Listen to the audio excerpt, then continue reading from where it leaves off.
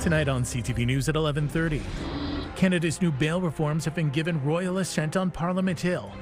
Those things, I'm not convinced we're going to see a significant change, but I am hopeful. Local law enforcement weighs in on the impact it's expecting here. Plus, no provincial funding leads Mattawa authorities to once again start removing a seasonal berm.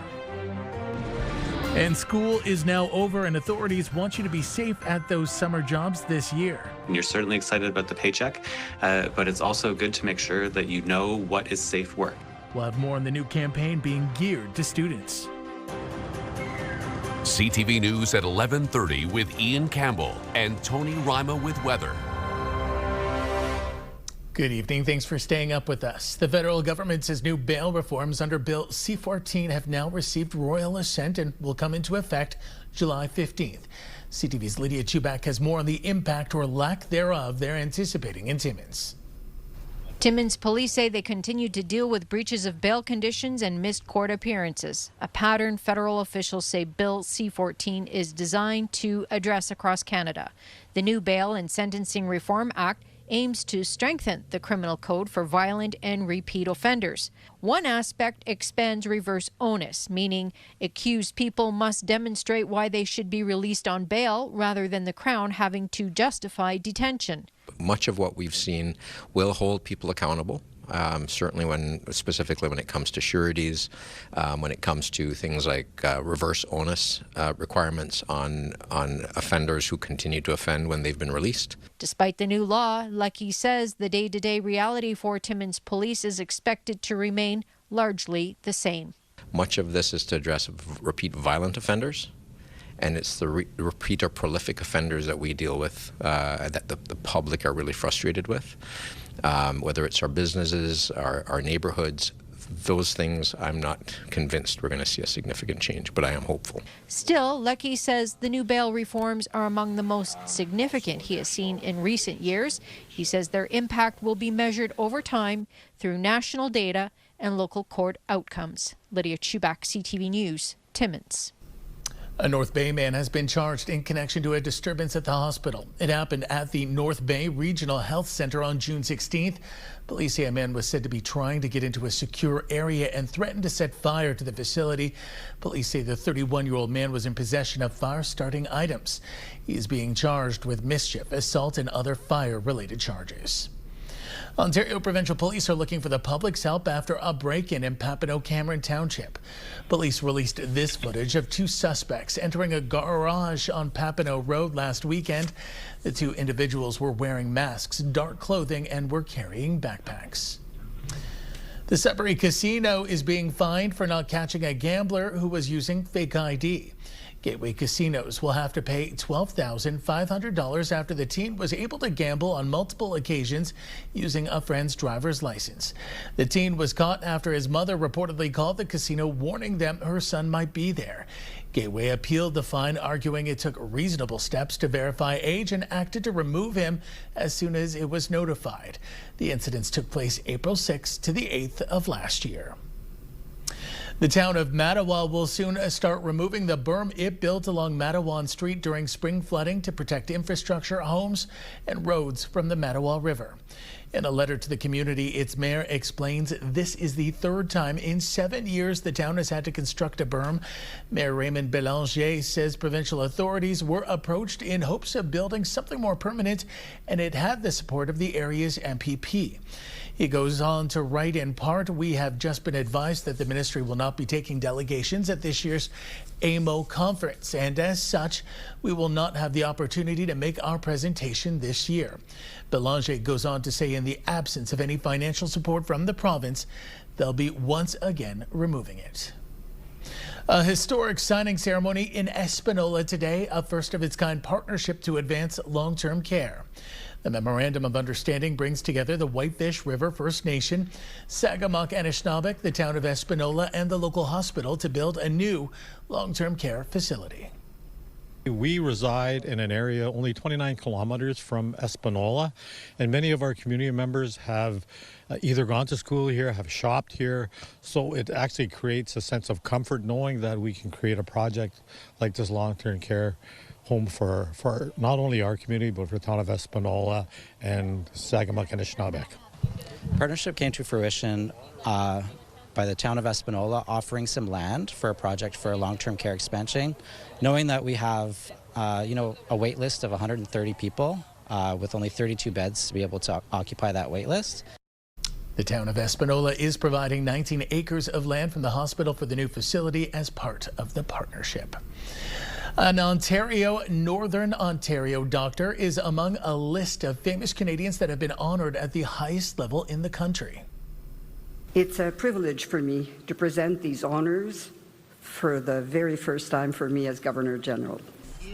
Recently appointed Governor General Louise Arbour named 56 new recipients to the Order of Canada on Friday, the country's highest civilian honor. Among them are Christine Sinclair, Canada's all-time leading scorer and an Olympic gold medalist, and legendary actor Michael J. Fox, best known for Back to the Future and Family Ties, as well as his advocacy for Parkinson's awareness. Locally, forensic pathologist Dr. Kona Williams, who lives in Greater Sudbury, is among the recipients this year. Williams, the first Indigenous forensic pathologist in Canada, has worked on the National Advisory Committee on Missing Children and Unmarked Burials. Kona says it's teaching that she's especially proud of. Teaching the next generation of, medical students. I teach, a course at Laurentian of forensic science. So, making sure that the next generation has an idea of what I do, sees it as an option, and, will carry that work forward. I'm no longer the only First Nations forensic pathologist. That just, it just makes me really happy because there are more coming after me. Federal funding for the National Advisory Committee ended over a year ago, which Williams says forced the expert panel to cease operations. However, the members are still in contact with each other, and Williams says searches and documentation efforts continue. A reminder today about the importance of safe work. It comes as summer vacation is now in full swing, and a lot of young people will be starting their seasonal jobs. CTV's Eric Tashner with more tonight. So what's your story? My guy lost control of the saw. Been there, done that. This is just one of a handful of comical ads the Workplace Safety and Insurance Board created to remind youth about safety practices while on the job. You're certainly excited about the paycheck, but it's also good to make sure that you know what is safe work. The WSIB's Practice Safe Work digital campaign is aimed at students who are starting their summer jobs or are entering the workforce for the first time. Sometimes you can feel invincible, or you're starting a new job and you don't think that this is going to happen to you. The WSIB stresses if student employees get hurt or are sick because of work, it's there to provide wage replacement, pay medical bills, and help them get safely back to work when the time's right. The reality is that just last year, 30,000 young people were hurt on the job. The city of North Bay is a major employer for students during the summer. It hires about 50 young workers for the season. City officials say they make it a priority to ensure all students are safe when on the job. We do an orientation session, which includes a comprehensive health and safety education component. So health and safety advisor would run them through the same training that we put our other full-time employees through. The WSIB says jobs with the highest number of injury claims among young people include retail salespeople, material handlers, food counter attendants, kitchen helpers, nurse aides, patient service associates, and construction trade helpers and laborers. There are three basic rights that everybody has in a workplace, including a student. One is the right to know what the hazards are of your jobs. You have the right to participate in keeping your workplace safe, and you have the right to refuse unsafe work. Lazarus says while strains and sprains lead the nature of injury among young workers, other common injuries include cuts, punctures, bruises, and concussions. Eric Tashner, CTV News, North Bay. Health Sciences North is working to improve retention of hospital staff, patient experience, and more. The hospital partnered with Excellence Canada to work on their retention rates, earning them a Canada Award for Excellence. After their 3-year collaboration, HSN says it has cut its turnover rate almost in half, going from 15% down to 8%. Another priority at HSN was employee wellness, which inspired adding 4 wellness rooms within the hospital. We know that when we work in a high-paced, high acuity hospital, you need to disconnect in order to recharge very quickly. You don't have the luxury of stepping away too far or too long. And so these spaces really create that place to re-energize and connect with other people across the hospital. We feel confident that the work that we've done with Excellence Canada and their Healthy Workplace Framework has been a strong contributor to helping us be able to reduce our turnover rate and improve retention for our staff. Is it the only thing that may have contributed to stabilization of our workforce? I think that might not be totally accurate, but improving turnover rate and improving retention is not a silver bullet approach.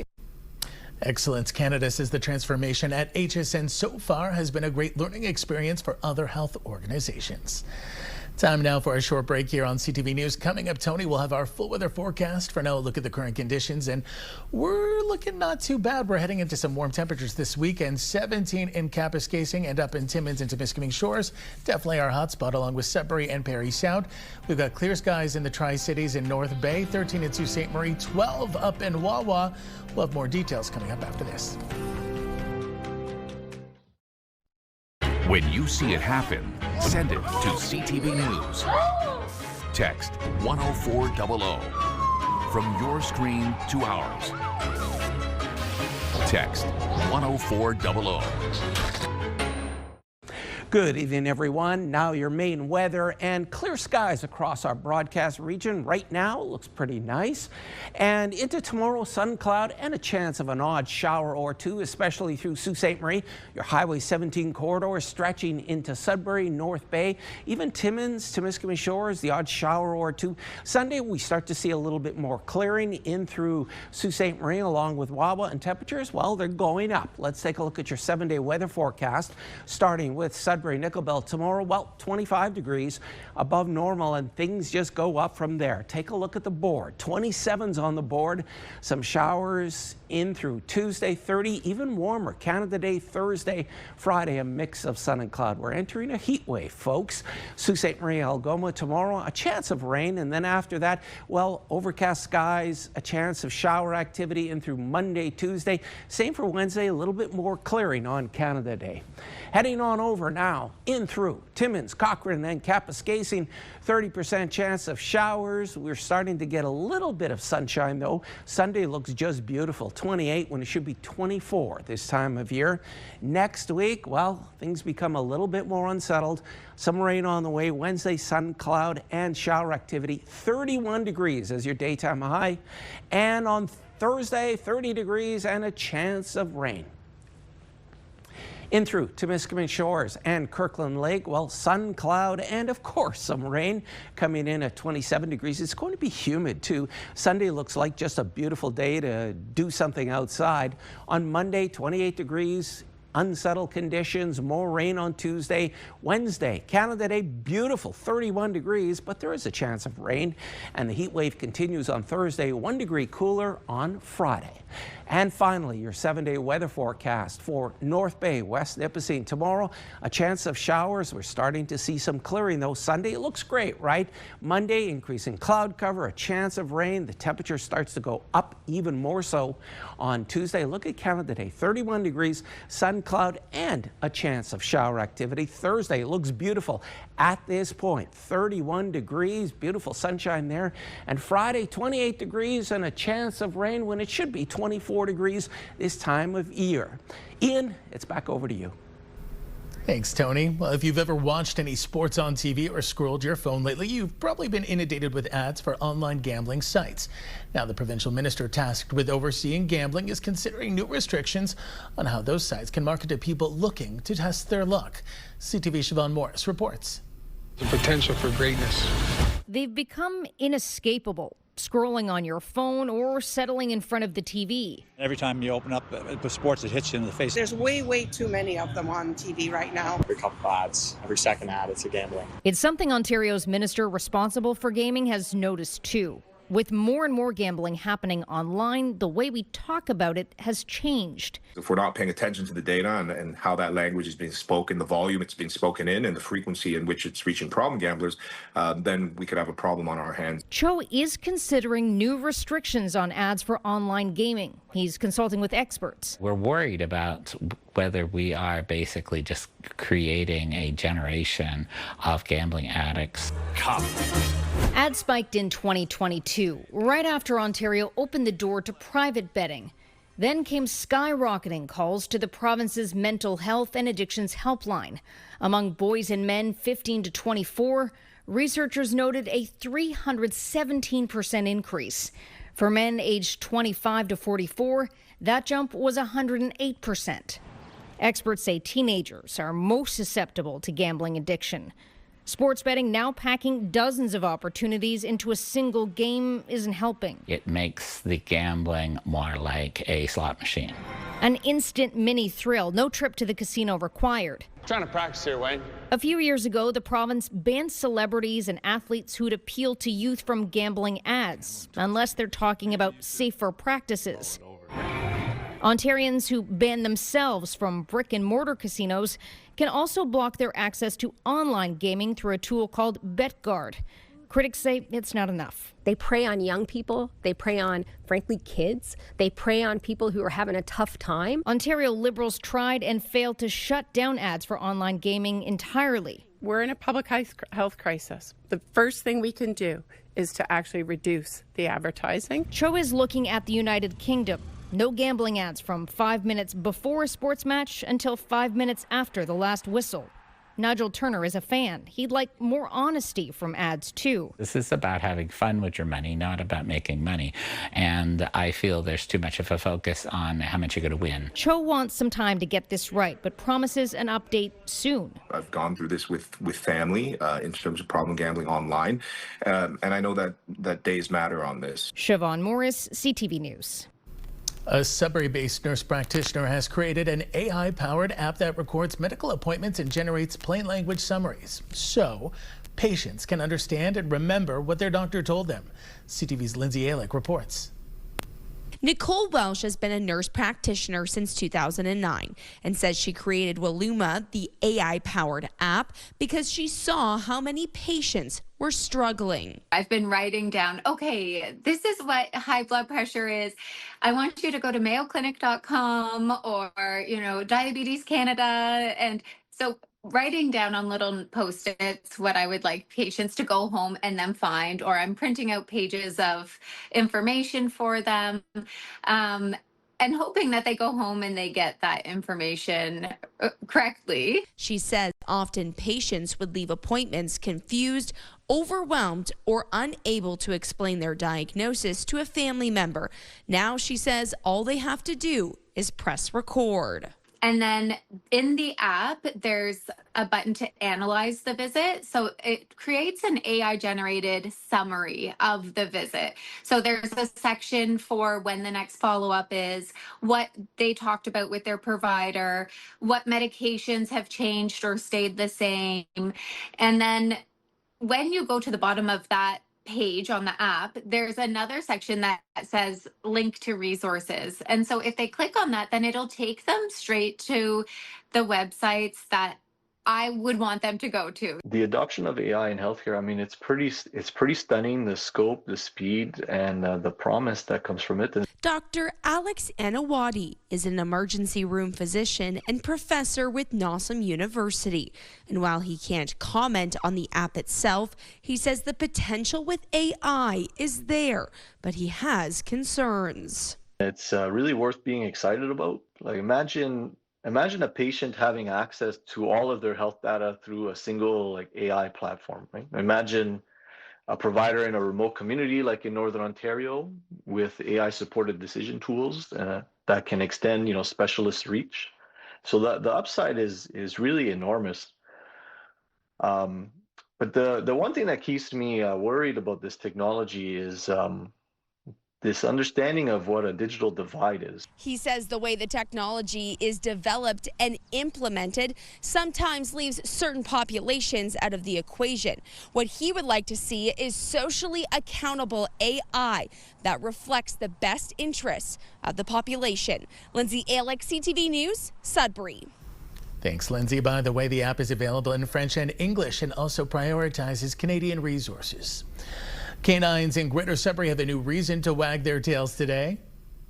3, 2, 1, cut. Dog park users celebrated the completion of enhancements to the South End site near the Countryside Sports Complex. The upgrades were paid for through fundraising efforts by the York Canine Club and the City of Greater Sudbury's Healthy Community Initiatives. Additions include an accessible pathway, benches, new trees, lighting, and some play equipment for the furry friends. Activities for the dogs to do here now, and a place for them to sit when they need to get some rest. So it allows them to, really socialize a bit more, and then use all of the space in both the small dog park and the large dog park. Citizens can come together, have their dogs interact with other dogs, and as well as have neighbors meeting neighbors. It's as much for the adults and the families as it is for the dogs to build that community connection and in a safe environment where dogs can play in an off-leash area.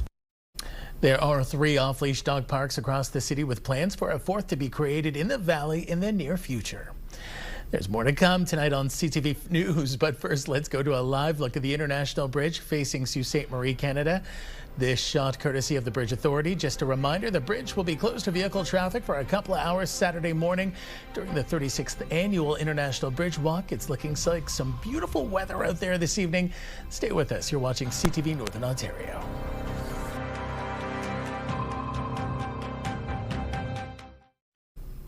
In Elliott Lake, the Ruben Lee UT pool is now closed for the summer as the city starts to make electrical upgrades, repairs, and undergo maintenance. According to the city's website, the pool will be temporarily reopening for its free 50 laps for 50 years swim Tuesday night as part of the 50th anniversary celebrations. There will be a few speeches and photos followed by lap swimming until 8 p.m. They add they are looking forward to seeing everyone at Spruce and Spine beaches over the summer. Meanwhile, the city of Sault Ste. Marie announcing over social media tonight that both its outdoor pools are open for the season. According to the city, both the Peter G. Manzo and V.E. Greco pools are now open daily from 1 to 7 p.m. for the entire summer. Looks like fun, and just in time for the hot summer weather it looks like we're about to get. GOVA Plus riders using GOVA Zone Taxi style services in Sudbury will notice some changes starting July 1st. The city is transitioning to branded minivans, which will be operated by uniformed drivers to make the vehicles more recognizable and to improve consistency for riders. A new app is also launching to book, confirm, or cancel rides. People can still book by calling or emailing. Finally, tonight, another large-scale housing project has been approved in Sault Ste. Marie. It's being undertaken by Raising the Roof, offering a significant number of affordable units. As CTV's Corey Nordstrom reports, it's also transforming an area once hit by tragedy. It's been nearly 7.5 years since a fire tore through the former Studio 10 nightclub and its attached housing units, taking the life of one man. In the time since, the plot has been vacant, purchased by the city for $350,000 in 2020. It's now being sold to the Raising the Roof charity, where they will erect a 5-story building with a mix of 1- and 2-bedroom rentals. They are not just affordable to the level that the city of Sault Ste. Marie requires them, they are more affordable than what we require. And not only that, we require as a base level affordability commitments for 20 years. They have given us an affordability commitment of 40 years. Shoemaker notes that the area has changed since the times of Studio 10, with the nearby Canal District serving as a major cultural and tourism draw. It has really developed into a premier area of attraction for our community, and so bringing people to live in the areas where they also enjoy going out and having a bite to eat or catching a play or going to the conservatory for an event is something that every community wants to see. The Hudson Street development is just the latest of many housing projects in the Soo. Shoemaker boasts that since this term of council began, the city has approved almost 600 new units through rezoning. we have exceeded our provincially assigned housing targets in 2023 and 2024, and we will find out about our 2025 targets and results in the coming weeks. And so we have really been doing very well on the housing front. It's unknown at this time when work will begin on the project.